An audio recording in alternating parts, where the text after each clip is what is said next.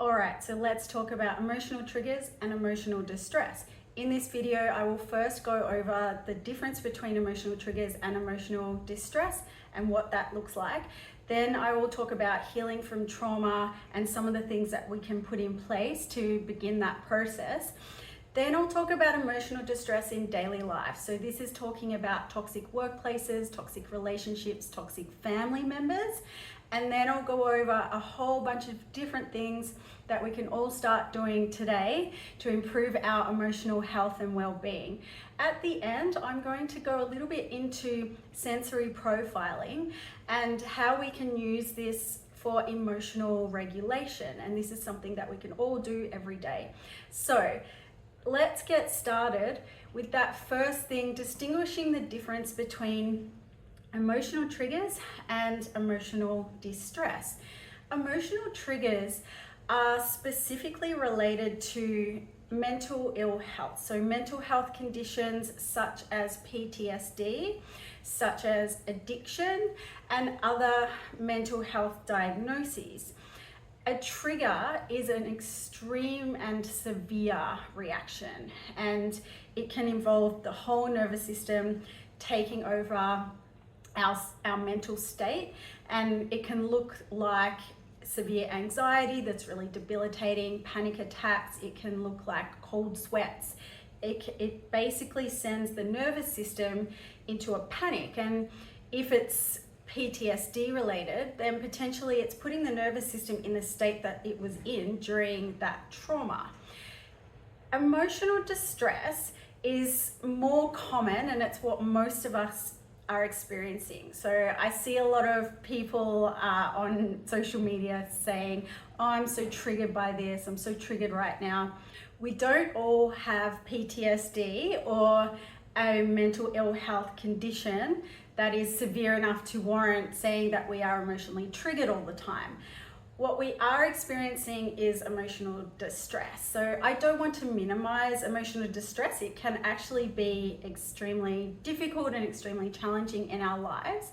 However, emotional triggers are specifically associated with some of these severe conditions, and we don't want to minimize those for people or dilute those for the people who are actually experiencing emotional triggers. They are slightly different things, and it's important to distinguish between the two. In terms of healing from trauma, our nervous system is designed to heal from trauma within a time frame of approximately 2 years if we are desensitizing it in the right way. A good analogy of this is if we think about a wild animal, and it doesn't come close to us, it's not tame, but if we start feeding it every day and over weeks and months, we get a little bit closer to the animal each time and it feels a little bit safer. So the threat response going off in that animal's brain is getting slowly reduced and reduced and reduced because its nervous system has gathered data, and it is gathering data over time that is saying that this situation is more safe than it is unsafe. So then the animal is able to relax. It is a similar process with us. So I'm not talking about exposure and desensitization to abuse or the traumatic event that has traumatized us. I'm talking about desensitizing our anxiety in situations that are not threatening.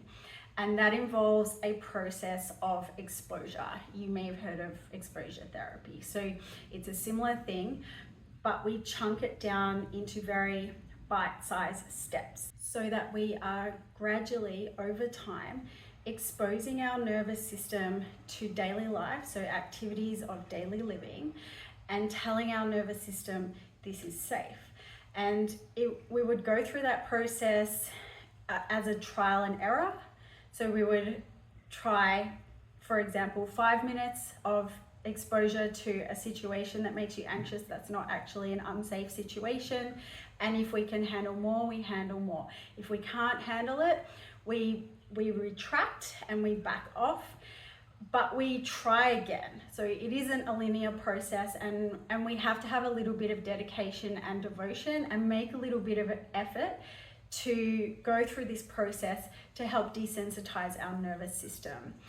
If you are experiencing debilitating anxiety and it has led to you withdrawing from life because of this, then this is the type of therapy or the type of strategies that I would assist somebody with who is experiencing that situation. We have to retame that nervous system. If we don't retame that nervous system, this is where we can get really stuck and we start disengaging from life and we start missing out on great things in life because we are letting our anxiety and our trauma take over our lives and rule our lives and base all our decisions on catering for this anxiety, which is, it's often irrational. So we start to put it in a different state so that we can actually achieve things in life and feel success and feel some life satisfaction. Emotional distress is something I would approach a little bit differently. So emotional distress is associated with situations in our lives that are actually stressful, dealing with difficult people, dealing with toxic people. So this could be in our romantic relationships, in a workplace, in our families. My recommendation here would actually be to minimize your exposure to those toxic situations. There is not really any amount of yoga and meditation in the world that anyone can do to make toxic people and toxic situations okay. Where this isn't a process of desensitizing our nervous system to bad behavior or toxic environments. We don't want that. That's actually dissociation, and that's not what we're aiming for. Having said that, we aren't always able to avoid these situations. They are part of life. However, a lot of the time, we can minimize them by setting boundaries. It can be difficult to set boundaries, I understand that, and that's actually another video entirely. However, exposing the nervous system to a toxic environment or a toxic relationship over a prolonged period of time is definitely going to have a harmful effect. So, all of the strategies that I talk about next can assist with this, but my recommendation would be over time would be to work with someone in disengaging from toxic situations. So we set boundaries. However, people who are narcissistic, people who are extremely difficult or who are bullies usually aren't going to change, and we can try lots of different strategies and they can help, but it's exhausting and it's emotionally distressing, and it does impact our mental health, it impacts our physical health, it impacts our emotional well-being. So ultimately, we would be wanting to work our way out of that situation, out of that relationship, out of that workplace or that team. Okay, so that leads me to what are the strategies that we can do to manage our emotional distress and emotional triggers? The answer is we have to nurture our nervous system. So I talk about this a lot in probably almost all the other videos. The first thing that we should be looking at is our diet and exercise. It is grossly underestimated how much what we ingest impacts us. We are a little biochemical factory. There's a little factory going on in here, and we have the production of hormones. We have these conversations happening between the brain and the nervous system and the body constantly. Your body's constantly working for you. If you are bombarding it with toxicity such as drugs, alcohol, junk food, processed food, then it is busy working hard to detoxify and to try to keep the hormones at equilibrium despite the impact of the other chemicals we've put in, that it's likely getting overloaded and not able to maintain that equilibrium. So nourish your body, hydrate, eat whole foods, eat a balanced diet, get some advice from a nutrition professional that you trust and that resonates with you. There's so much diet information out there. I am not going to confuse it by adding my 2 cents worth. I've tried nearly every diet that there is, And different diets resonate with me at different times of my life, depending on what my goal is and depending on what's going on with my health. I don't want to give that advice out, but I do strongly encourage you to seek that help and that guidance. And as a general rule, to reduce or minimize drugs, alcohol, and processed food, and try to opt for a balanced whole foods diet. Alongside diet is exercise. So we don't have to all run a marathon, we don't have to do lots of cardio, but the body was designed to move. It wants to move, it wants to be moved. Every direction that our spine has a range of movement, the body wants to be moved. So find something that makes you feel good. If it's a sport, if it's yoga, Pilates, meditation, if it's the gym, do something to move your body. Exercise also has a big impact on our hormones and that biochemical factory inside us. It can help combat an excess amount of stress hormone being released. If we're stressed during the day, it can really help balance that back out. And there are other endorphins and other hormones associated with us having a better sense of well-being due to physical activity. I can't recommend it enough. Review your level of life satisfaction. Now, this is a really big topic, but it is important because it's going to have an impact on your emotional health and well-being.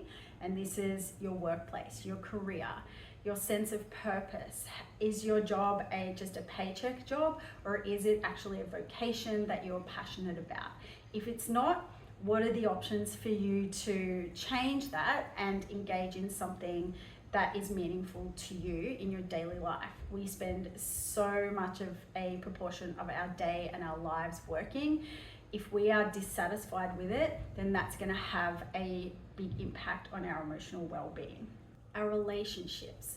We want to have people in our lives and people close to us who bring out the best in us and who support us. It's kind of like your cheer team. And if the people around you are not like that, maybe it's time to do an inventory of who your friends are, who your family are, and who is actually supporting you and who potentially isn't. These things have a huge impact.